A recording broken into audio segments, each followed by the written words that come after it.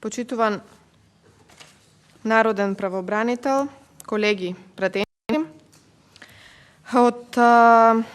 на денешната седница на Комисијата за политички систем и односи помеѓу заедниците е извештајот на народниот правобранител, кој што навистина за прв пат може да речеме дека го гледаме навремено, односно е доставен навремено и го гледаме. Ова е еден обемен материјал и навистина може би и искрено за поздравување целосната оваа анализа која што се состои внатре во извештајот.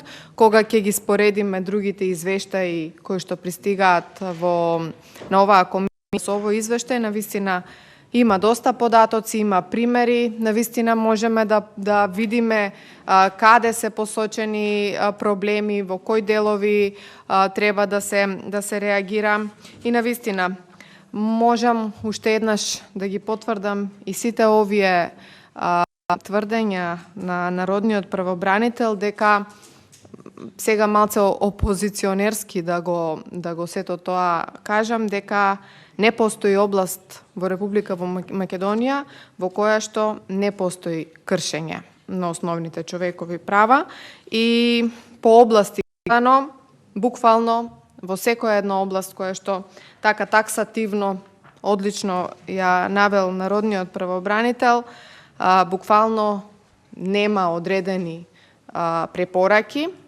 и сето тоа е за поздравување. Значи, после констатациите во секоја една област и препораките кои што ги дал народниот правобранител, јас навистина жалам што не постои уште една трета графа, а тоа би била едни предлог мерки кои што итно треба да ги превземат извршната власт и во исто време на денешната оваа седница навистина би било идеално кога би присуствувале и членови на извршната власт и би ја слушале целата оваа дебата која што ние ја водиме денес тука, како би превзеле одредени конкретни чекори кон надминување на слабостите во целиот овој систем на кој што сите ние сме очевидци. Навистина е жално што немаме никаков повратен извештај од страна на извршната власт и од страна на секоја институција која што имала одредени забелешки, констатации и препораки од народниот правобранител, а воопшто не превзела чекори кон донесување, значи, на такви мерки и надминување на ситуациите кои што се набројани овде во овој извештај.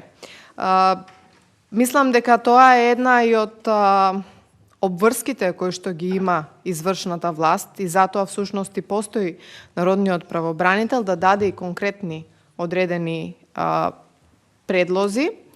Меѓутоа, извршната власт очигледно не е по превземање на такви нема слух за таквите препораки на народниот правобранител и затоа и не можеме да очекуваме дека ќе имаме намалување на претставките, ќе имаме зголемување на правата или подобрување на начинот на живот на граѓаните, особено во делот са унапредување и заштитата на основните слободи и права на граѓаните. Значи, владата всушност има обврска да ги примени препораките на омбудсманот, но во изминатите 2 години, колку што ние ги разгледуваме и колку што сме ние пратеници, бидејќи јас само за овој период би можела да кажам, гледаме дека се применети ниту една препорака на оваа институција. И во голем дел од извештајот, една од основните забелешки е тоа, дека и покрај декларативната соработка помеѓу институциите, односно располагањето на институциите кои што се ставаат на народниот правобранител на неговите барања, всушност нема повратна комуникација во делот на превземање одредени мерки, конкретни чекори мерки за надминување на ситуациите. Бидејќи не би сакала да навлезам конкретно со сите области, бидејќи голем дел од колегите веќе разговара со конкретни примери, мојот воведен дел би бил само прво малце поопшто и затоа би дала еден конкретен предлог на народниот правобранител, доколку владата општо не сака да превземе мерки и еве денес нема тука представници, односно немаме ни обврска, ние сигурно не сме ни побарале да бидат присутни истите тука, би предложила можеби да вие со конкретни мерки и предлози отидете кај буквално сите чинители во извршната власт, со тоа што ќе остварите едни лични средби и би поразговарале за одредени конкретни чекори кои што веќе овде ги наведувате. Бидејќи единствено ова е начинот на кој што ќе можат да се направат одредени подобрувања. Немам видено, за жал, ниту предлог на законски измени, а секојдневно гледаме предлог на законски измени, кои што ќе речат дека еве се поттикнати од забелешките на народниот правобранител.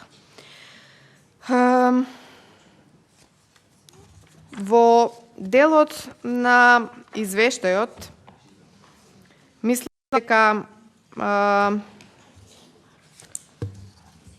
недовербата која што ја имаат граѓаните во институциите генерално е можеби и оправдана.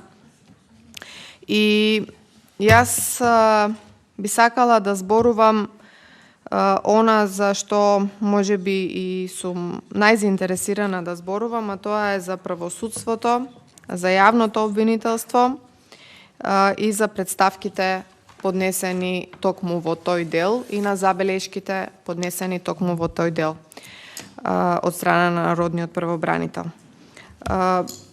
Во тековната година се поднесени и во овие области е констатирано зголемување на представките, што е логично, бидејќи ние имаме и одредена анализа која што, односно одредени анкети кои што кажуваат и за довербата на граѓаните во правосудството воопшто.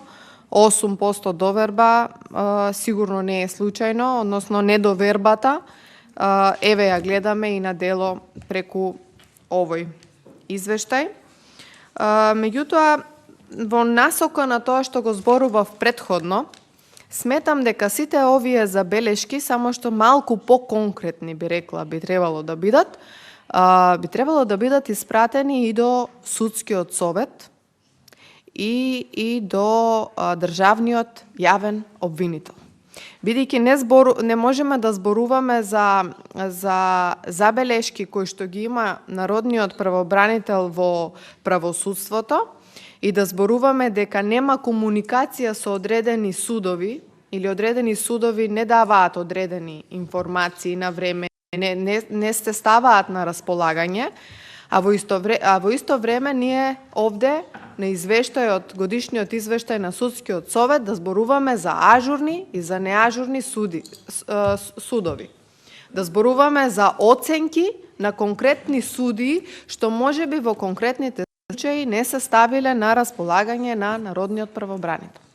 Сметам дека треба да се достави конкретен извештај од страна на народниот правобранител до судскиот совет,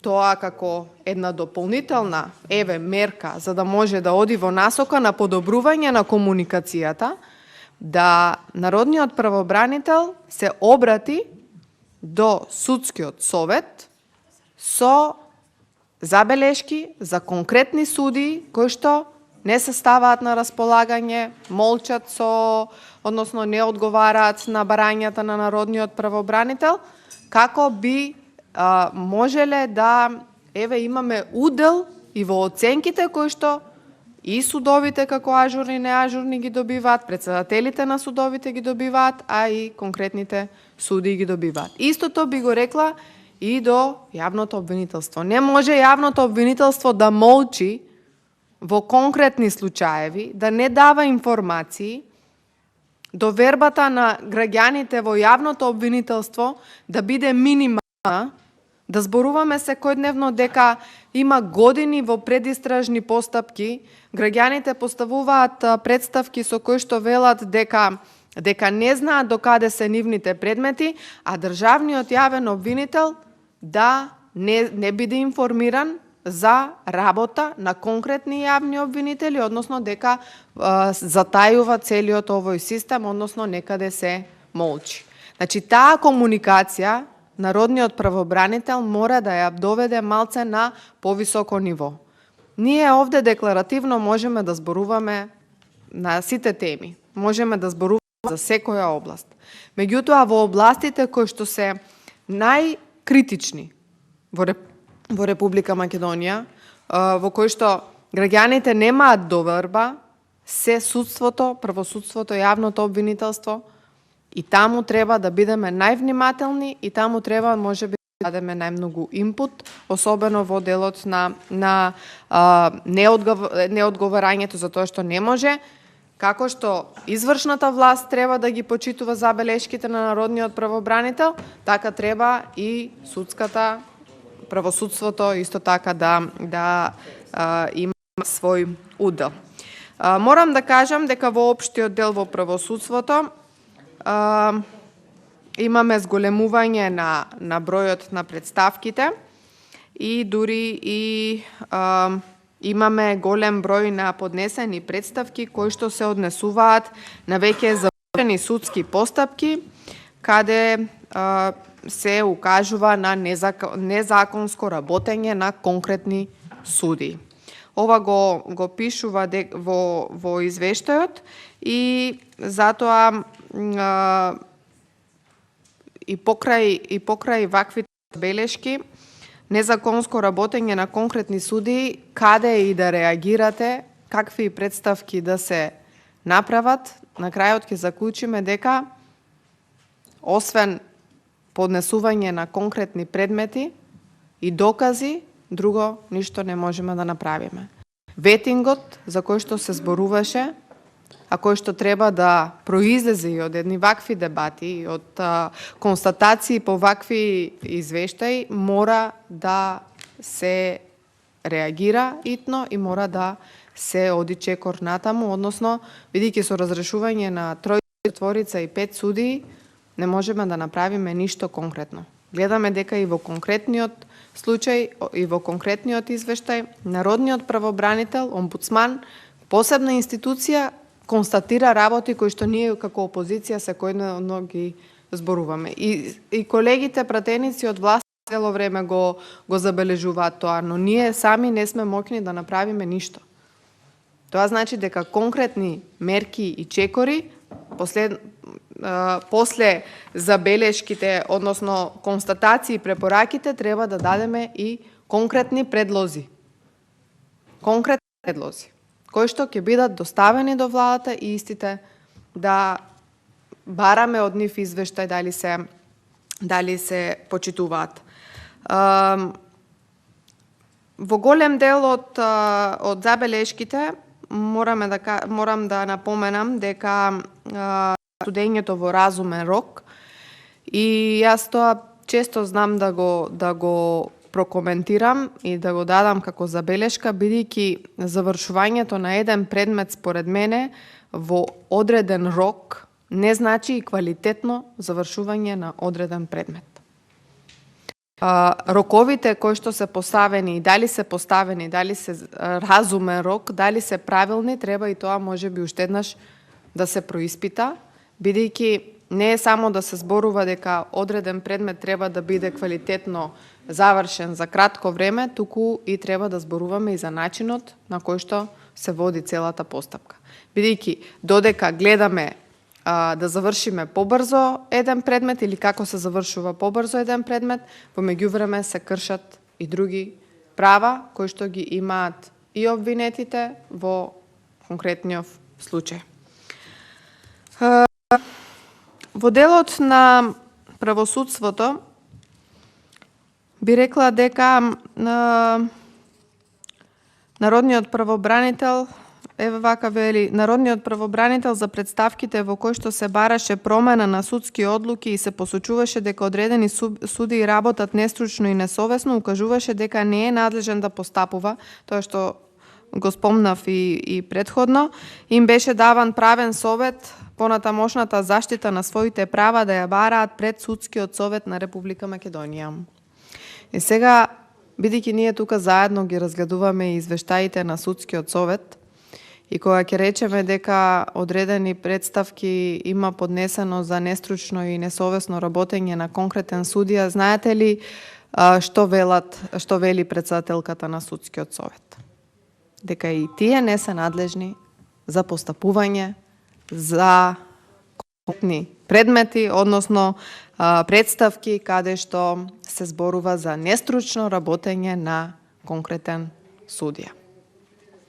Овде се вели дека повторно се игра пинг-понг со овластувањата и надлежностите на одредени институции. Тоа значи дека постојат одредени недоследности во самите закони. Односно, мора да се поведе одредена постапка со конкретни докази до обвинителството, па да се докаже дека некој работи нестручно и несовесно, па да може да се реагира до Судскиот совет, односно Судскиот совет да разреши или да направи одреден чекор кон разрешување или утврдување на нестручно, несовесно работење на судиите или дисциплинска постапка. Ова е посебна постапка која што треба да произлезе од другите институции. Понатаму имаме народниот правобранител констатираше повреди и при постапување на носители на јавни овластувања, односно во постапка за издавање на препис на документ заверен кај нотар на кого му престанала службата поради исполнување на условите за старосна пензија. 8% доверба токму е поради и тоа. Знаете, често се случува на граѓаните како се шетаат низ судовите и тоа не е случај само од сега. Значи и овде треба да дојдеме до одредени законски измени или не може еден суд да каже дека нема доволно нема доволен простор за да ги чува сите предмети. На крајот сите нотари ќе завршат со својата работа. Сите предмети ќе отидат некаде. Недозволено е граѓаните да не знаат каде се нивните материјали, нивните архиви, нивните предмети.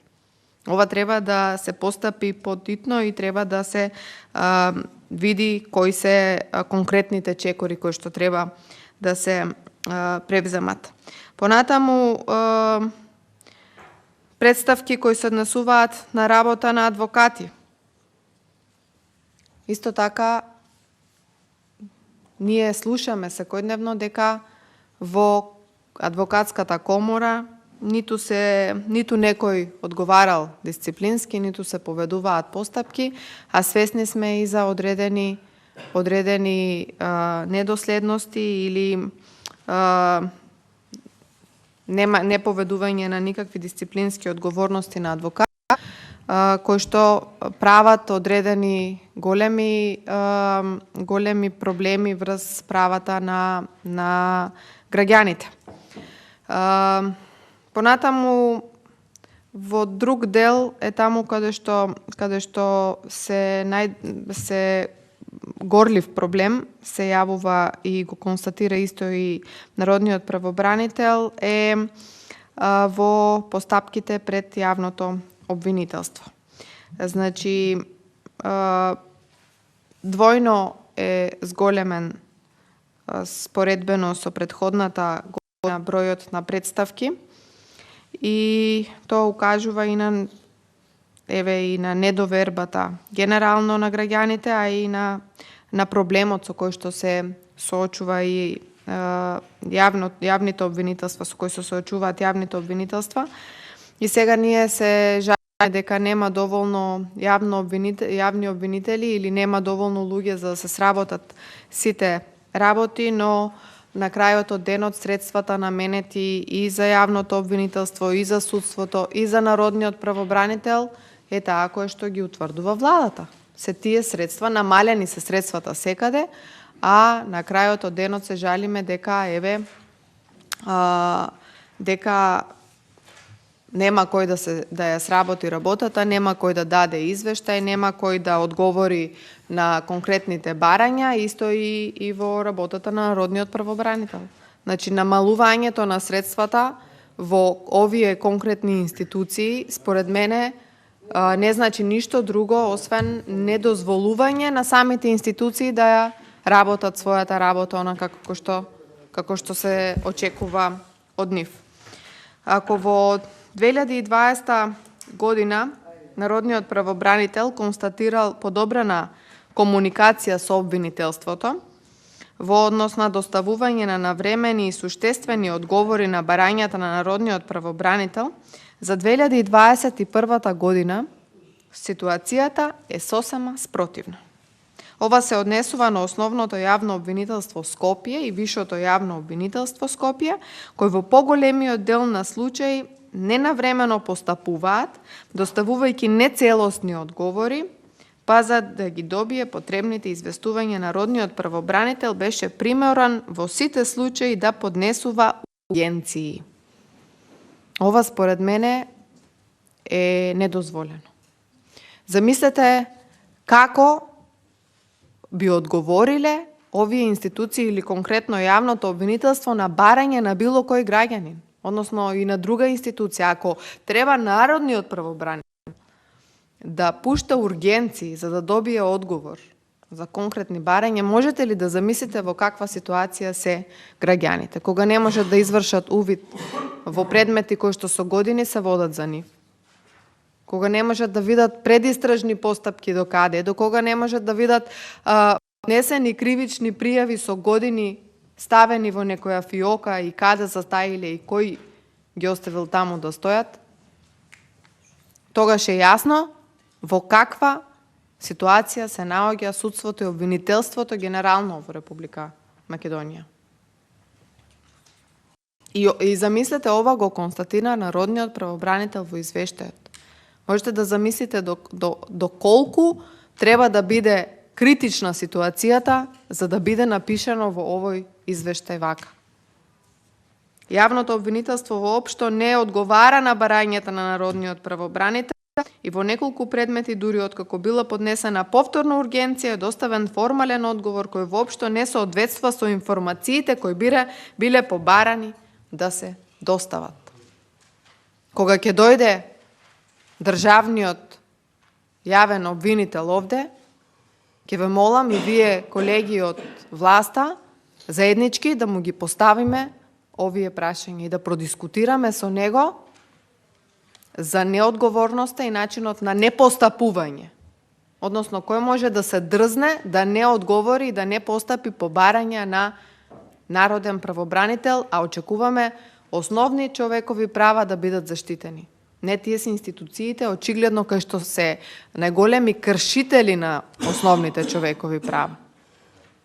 И никој не може да им укаже на тоа или да им поведе одредена постапка за злоупотреба на службена положба на ним. 353. Дали ти имаат некаква одговорност и дали имаат одредена обврска да одговорат на овие вакви барања на народниот правобранител. Недонесување на јавно обвинителска одлука е проблем со кој што исто така се соочуваат граѓаните и истото се констатира. Народниот правобранител постапуваше по поднесени представки на граѓани каде се соочи со фактот дека пред обвинителството се води предистражна постапка која што е започната во 2001 година. Замислете, и 20 години некои граѓани секојдневно живеат со помислата дека за нив пред обвинителството се води одредена предистражна постапка. И се уште не знаат дали ќе има обвинителен акт, дали ќе има истражна постапка по обвинителен акт и така натаму. И замислете да зборуваме ние за застареност на одредени, значи за оние кои што имаат потреба да се процесуираат веднаш, за оние кои што треба да се стигне одредена застареност, се чуват по фиоки. Народниот правобранител посечува дека обвинителството треба да има предвид дека со ненавременото постапување и непревземање на действија и мерки се предизвикува штета на граѓаните и се попрачуваат во остварување на нивните права. Исто така подносителите на кривични пријави не може да добијат информација од обвинителството за тоа во која фаза се наоѓаат постапките по нивните пријави, што влијае за довербата на институциите. И сега сето ова јас би го споила со уште една поврзана меѓусебна работа, а тоа е ваквото недоверба во институциите и ваквите кршења на основните човекови права во самите постапки, значи зборуваме пред јавното обвинителство, зборуваме пред судовите, и аналогно на тоа граѓаните во Република Македонија се жалат после пресудите, се жалат во Европскиот суд за човекови права Страсбург. Бидејќи никој од колегите претходно не го искоментира тоа, заклучно со јуни 2021 година за вкупно 295 апликации или жалби против Република Македонија, Европскиот суд за човекови права се уште нема донесено конечна одлука или пресуда, односно се уште одлучува, и единствената институција, како можам да кажам, за кое што имаат надеж граѓаните е таму. Меѓутоа ова ја кошта многу нашата држава. Имено во текот на оваа година од вкупно 6 апликации по кои што одлучувал судот, во 5 случаи донел пресуди, утврдувајќи дека државата ги повредила човековите права и слободи на граѓаните што поднеле апликација. Замислете, 6 апликации се разгледани, а 5 се донесени пресуди со кои што се утврдено дека се прекршени основните човекови права. И во овие пресуди се констатирала повреда од страна на домашните институции, на Конвенцијата во однос на правото на правична судска постапка и повреда на забраната за дискриминација во врска со неспроведување ефективна истрага за наводи на повреда, забраната за мачење и така натаму. Врз основа на овие пресуди на судот, а поради повредата на човековите права загарантирани со Конвенцијата, државата и буџетот била задолжена да плати вкупно 8.750 евра. Значи, ако имаме околу 300 апликации, а оваа година е пресудено само за 6, можете да замислите уште колку пари Република Македонија ќе треба да плати поради тоа што некој во овие институции за кои што сега јас зборував, односно во јавното обвинителство и во судовите, не ја врши својата работа онака како што треба. Се изживува, односно свесно или несвесно крши основни човекови права. Исто така, уште врз основа на оваа одлука, значи, овие одлуки, се извинувам, државата била задолжена да плати уште 100.800 евра, каде што Република Македонија извршила еднострано признавање на повредата на Конвенцијата. Тоа значи дека пријателските спогодби се однесуваат на право поврзани со собственост, животот, забрана за мачење, слобода на движење, дискриминација поврзана со слободата на движењето. И во сите овие случаеви државата плаќа заради тоа што институциите како што се јавното обвинителство и судовите којдневно ги прекршуваат основните човекови права. Во исто време, народниот правобранител апелира и поведува одредени постапки, односно дава одредени констатации, дава забелешки, меѓутоа истите не одговараат. Може истото се однесува и на овие вакви пресуди и постапки кои што секојдневно се водат. И затоа не треба да не чуди зошто довербата во Република Македонија во судството е таква каква што е. И не велам дека ова е случај кој што ова е станато само сега. Ова се влече долги години, меѓутоа оваа власт која што ветуваше дека една од основните приоритети ќе биде судството и враќање на довербата во судството, не направи ништо, напротив. Ја разруши и онаа борба која што се имаше во системот.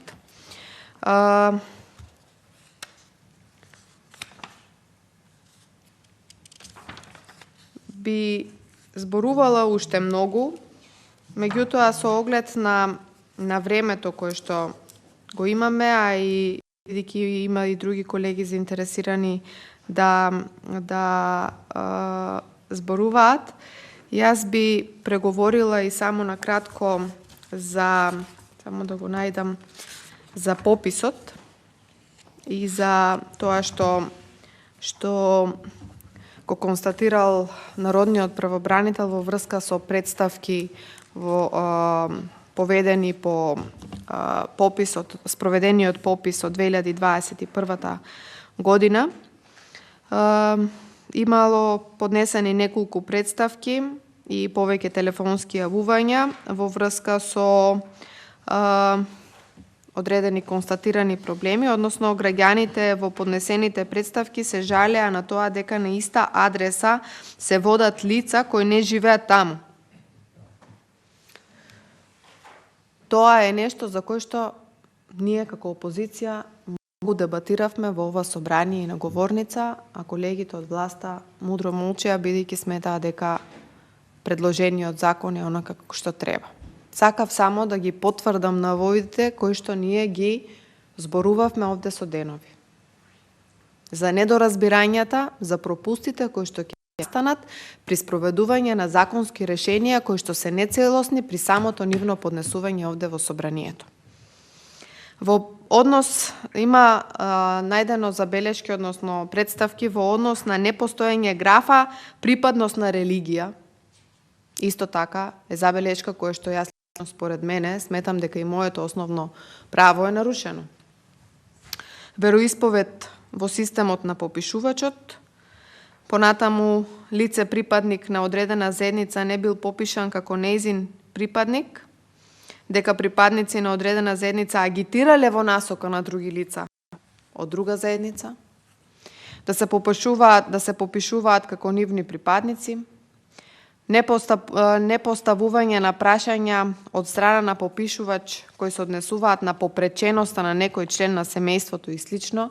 Значи, повторно и со овој попис ке немаме никаков регистар и податоци за тоа кои се лицата со посебни потреби во Република Македонија и за ова треба гласно да се зборува, односно и покрај најавуваните податоци кои што ние треба да ги добиеме, наместо да добиеме готови податоци, ние поради брзањето и носењето на методологијата странично од страна на одредени органи во сама статистика, наместо носење на методологија во рамките на законското решение, прибегна власта кон ова решение на носење методологија странично и сега имаме пропусти. Допрва би требало да има такви констатации. И во исто време овие забелешки треба јавно да бидат испратени и до директорот на Државниот завод за статистика, кои што треба да ги разгледа како такви и да видиме како ќе бидат надминати сите овие проблеми кои што се јавуваат. Телефонските јавувања се однесуваа и на барање информации и правни совети во врска со спроведување на пописот на граѓаните. Најчесто се интересираа дали, доколку не се во станот во кој живеат, би можело да бидат пишани. Како да се постапи во случаи со роднини кои повеќе години живеат во странство, зошто не е дојден попишувач припадник на албанската заедница или воопшто, еве јас ќе додадам, има граѓани кои што велат дека кај нив воопшто не дошол никаков попишувач. Зошто пописот се врши и во недела, кога е ден за одмор, односно, например, дошле попишувачи, а никој немало присутно дома, и така натаму. По ваквите барања народниот правобранител постапуваше веднаш, им даваше правен совет како понатаму тие би ги оствариле и заштитиле своите права. Меѓутоа, јас според постоечката законска регулатива, односно на законот за попис кој што беше дојден тука во собрание, и методологијата, одговорите на овие вакви прашања кои што навистина и вие ги поставувате како дилема, не можам да ги одговорам, односно не знам дали и биле посочени како конкретни решенија на барањата на граѓаните. Констатација и препорака има во врска со лицата со попреченост, бидејќи цело време велиме инклузивност, на крајот и по основната статистичка операција која што треба да има секоја една нормална држава спроведено, еве сме ги пропуштиле нив. И препорака има од страна на народниот правобранител заради креирање соодветни политики со кои ќе се олеснува секојдневно живење во активностите поврзани со донесување измена и дополнување на закон, изработка на прашилници и слични прашања кои се однесуваат на лицата со попреченост. Лицата со попреченост задолжително да бидат консултирани и активно вклучени.